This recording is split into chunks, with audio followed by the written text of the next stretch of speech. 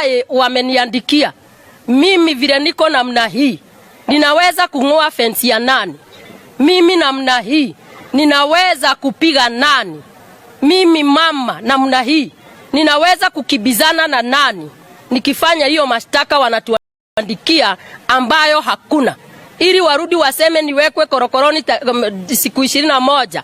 Wakinichunguza kuua nani? Wakinichunguza kufanya nini? I will not be intimidated. I will not stop talking. I will talk until I don't have anything else to talk. I will say the truth no matter what. Kwa hivyo sisi tuko hapa tukisema ya kwamba tunajua mbinu ambazo mko nazo, ati mushike kila kiongozi ambaye hutetea wananchi, na haswa hapa kwetu Nakuru. Endeleeni hivyo, lakini na sisi hatutanyamaza. Tutaongea hadi mwisho. Na tunasema ni kitu kidogo sana wa Kenya tunauliza. We are just saying we are hungry. We are just saying punda amechoka. We are just saying the donkey is crowing. We are just saying you are suffocating the donkey. You just offload all these things that you have loaded on top of the donkey.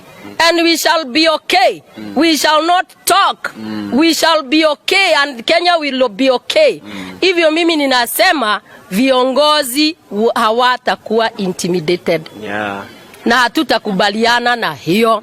Na bado tutasimama. Ama namna gani viongozi wenzanguni? Tutasimama na tutaendelea kidetu.